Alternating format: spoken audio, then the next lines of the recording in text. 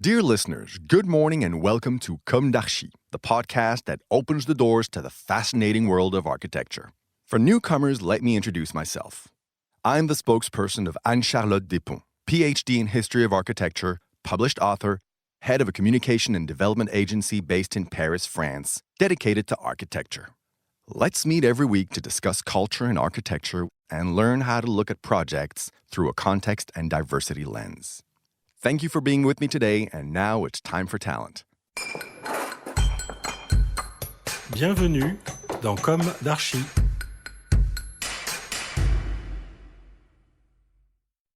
Dear listeners, welcome back to our Comme d'Archi summer series dedicated to color. In this episode, we will be talking about the color ochre.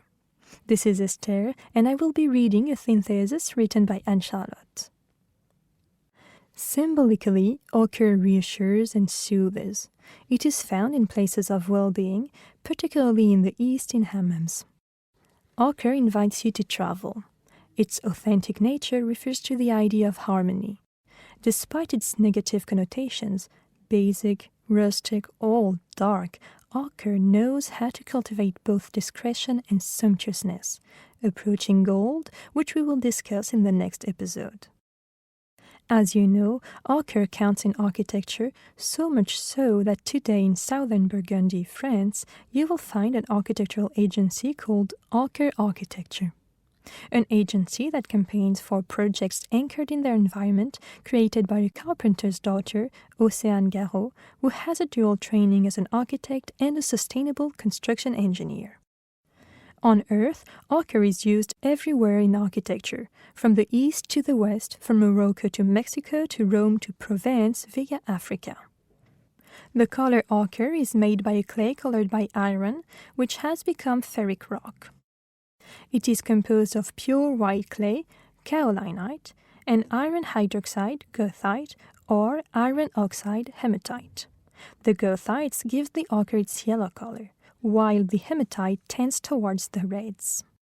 This colored clay is amalgamated with sand grains, quartz. The ochres are thus found in the soil in the form of ochreous sands. Ochre, which is non-toxic and long-lasting, has been used as a natural pigment since the dawn of time at Lascaux in France during prehistory. Who has never heard of these old quarries? The Colorado Provençal, the Sentier des Ocres de Roussillon, which have not been exploited since the 1950s, but attract thousands of tourists every year. Ochre can be found on all 5 continents, but exploitation has become rare. In Europe, only one company still operates its ochre and sand quarry, in France, in the Vaucluse at Gargas. They transform the sands into pure ochre in their Apt factory.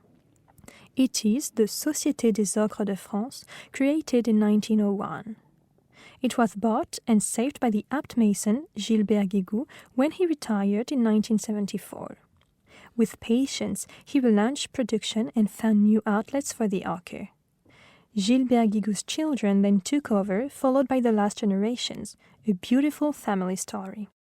Today, we are proud of what we represent, a French know-how passed down from generation to generation, a noble product, an ecological industry, an international curiosity, an immense desire to make our industrial heritage prosper.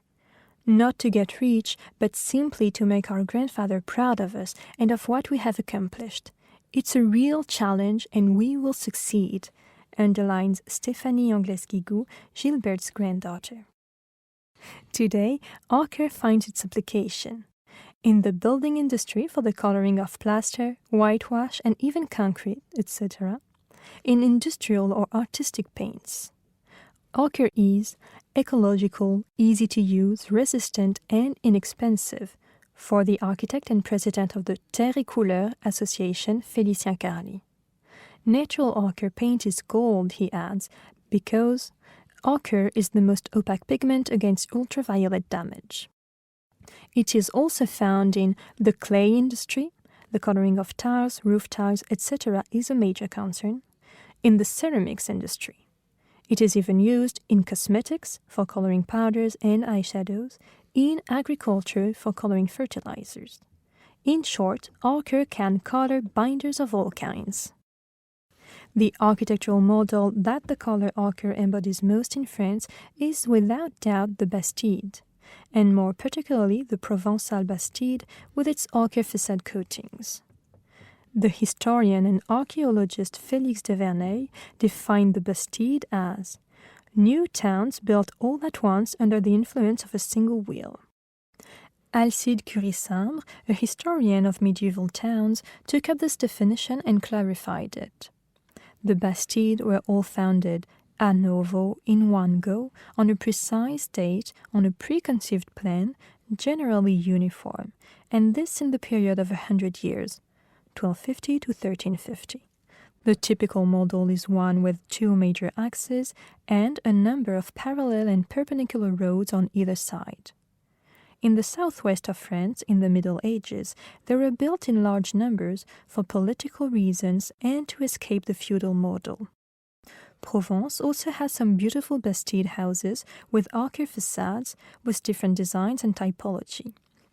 Bastide appeared in Provence essentially at the beginning of the 16th century. Moreover, in the 17th and 18th centuries, all Provençal towns were surrounded by Bastide. They were more of a private residence than an urban typology. They were home to nobles and middle-class people who came to cool off during the summer months, but also to supervise the farming of their land. This was particularly the case around Aix-en-Provence, the headquarters of the Parliament and Court of Auditors. The hinterland of Marseille also developed Bastide more so during the 19th century. Unlike the Mas de Provence, which is usually built near a water source, Bastides are often built on small heights so that they dominate the surrounding countryside. Generally, they are square-shaped and have a garden level and 2 floors accessible by a staircase. The stone is always hidden by an ochre-colored plaster, as exposed stone is considered a sign of poverty. The symmetrical facade of the Bastide is organized by several openings surrounding its central entrance door, itself crowned by a wrought iron balcony. A shaded esplanade leads to the entrance of the ochre Bastide. Thank you, dear listeners. This was Esther for Anne-Charlotte. Let's meet again soon in a new Summer Comme d'Archi.